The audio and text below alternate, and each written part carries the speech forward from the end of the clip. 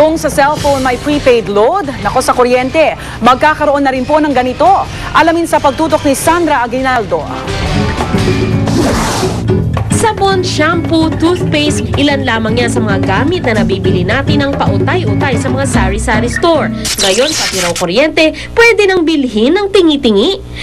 Ito ang prepaid kuryente. Gamit lamang ang iyong cellphone para ka rin daw nagpa-load ng kuryente sa malapit na tindahan. Dahil sa halagang 100 pesos, makukonsumo mo na ang iyong kuryente sa pamamagitan ng tinatawag na electric load o e-load na pwedeng umabot sa 2 hanggang 3 araw.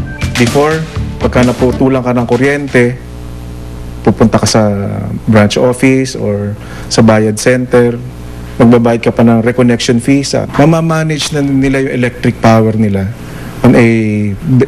in a better way. Mas napapabilis daw ang daloy ng kuryente patungo sa bahay-bahay sa mas pinaginhawang paraan ng distribusyong ito. Kasalukuyan na itong ginagamit ng ilang bansa sa Europa at South Africa. At ang sistemang ito makakatulong raw sa pagsugpo ng matagal ng problema sa illegal na koneksyon. Unang-una, ba't ka pa magja-jumper? Kasi affordable naman eh. Di ba? Ang mga nagja-jumper lang naman ng mga kababayan natin, yung talagang dahil naputulan, dahil walang pambayad, pero kailangan ng kuryente. Sa metrong ito makikita ang halaga ng iyong natitirang electric load. Kusa itong nagbiblink kung kailangan na muling lagyan ng load. Makakatanggap ka rin ng mensahe sa iyong cellphone bilang paalala na malapit nang maubos ang iyong load. Pero ang tanong, approved naman kaya ang sistemang ito sa ating mga kababayan? Sa akin yung mas, yung pipila pa rin sa Meralco. Kasi masigurado. Sa ngayon, sa hirap ng pera at sa hirap ng buhay, mas maganda yung ganun. Mas kaysa yung sa ginagawa ngayon. Mas okay yung prepaid. Yung continuous yung gamit mo ng kuryente. So pag nag-cut off siya, takbo ka kagad sa di ba? Tawag doon, abala pa sa oras. Sa Hulyo ng taong ito, inaasahang magiging operational ang prepaid kuryente sa lahat ng lugar sa buong bansa. Matapos maaprubahan ng Energy Regulatory Commission ang ilang electric cooperatives na katulong sa pagpapalaganap ng makabagong teknolohiyang ito. Sandra Aguinaldo, Nakatutok, 24 Oras. Paalala pong muli mga kapuso, ingat po tayo sa pagbili ng mga karne sa palengke. Nahuli ng mga otoridad ang isang pedicab driver sa Maynila na may kargang double dead na karne. Papuntang Divisoria ang pedicab. Hinala ng Manila City Veterinary Office planong ibenta roon ang mga double dead na karne. Todo tanggi naman ang driver na siyang may-ari ng karne. Dinala siya sa MPD Station 11 upang kunan ng payag. Sa Zamboanga City naman halos 10 kilong botsa ang nasabat. Mabaho na raw mga ito at hindi rin maganda ang kulay. Mura lamang pong mabibili pero napakasama po ito sa kalusugan. Ang botsa o double dead na karne. Sa ibang balita, sinumpa ang salaysay na lamang ni retired Lieutenant Colonel George Rabusa na magdadawit kay Pampanga Representative Gloria Arroyo. Ang hinihintay ng Senado bago ipatawag ang dating Pangulo sa investigasyon nito sa umano'y anomalya sa AFP. Nakatutok si Lay Alvis. Hinihintay na lang daw ng Senate Blue Ribbon Committee na idetalye ni retired Lieutenant Colonel George Rabusa sa isang sinumpaang salaysay ang kanyang alegasyon bago ipatawag sa Senado si Congresswoman Gloria Arroyo. Nauna nang sinabi ni Rabusa na may hawak siyang dokumentong maaaring nagpalakas sa impeachment complaint laban kay Arroyo noong Pangulo pa siya. I showed him a document noon kay Mike Defensor. May isang item kasi doon sa pinakita ko sa kanya na maaaring magturo kay GMA. So, nung pinakita nga daw niya kay GMA na nasa trip sila, halos mahulog sa upuan si GMA. Once dinawit siya doon sa Salaysay, definitely tatawagin namin. Sinusubukan ng GMA News na kunin ang panig ni Mike Defensor.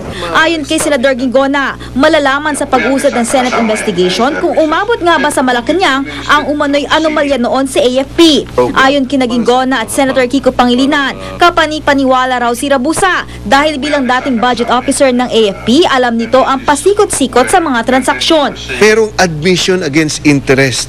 So talagang very, very credible itong si Colonel Rabusa. Anong pakinabang niya sa ganitong klaseng salaysay? Di ba? Anong nilalagay niya yung buong pamilya niya sa alanganin, no? Magkakaroon ng bumabangga siya ng matataas na tao, no? So sa akin yung sinatawag na admission against interest, malaking malaking basehan ito para madagdagan ang kanyang kredibilidad.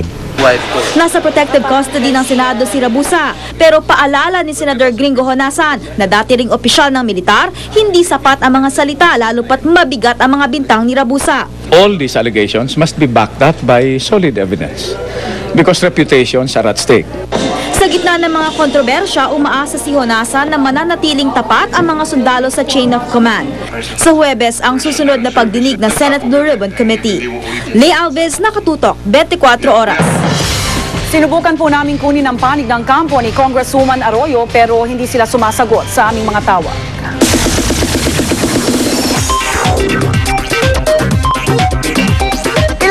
Lang po, Love Month na at magsasama sa Valentine Concert ang Paigting Pilipinas mainstays na sina JR at Kyla. Ano kaya ang gift nila sa kanilang partners? Makichika kay Aubrey Carampel.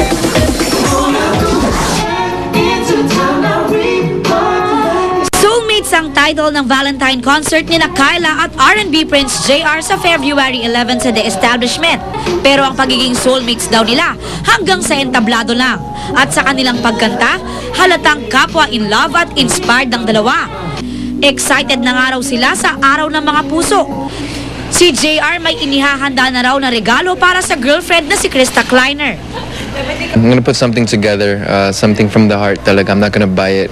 It's not like a parang, anong tawag doon, parang materialistic gift. Si Kyla, may ibibigay na rin sa boyfriend na si Rich Alvarez.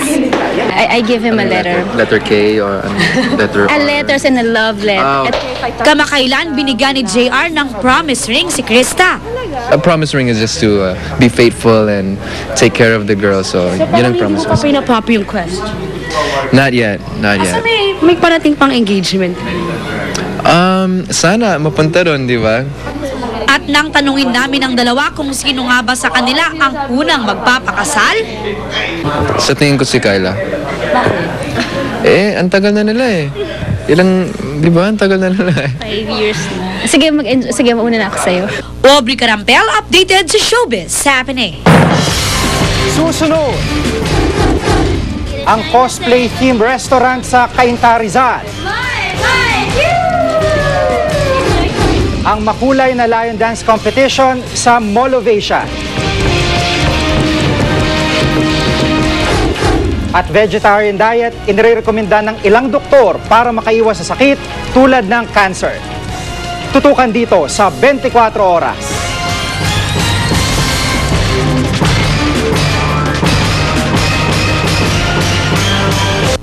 Honor student ang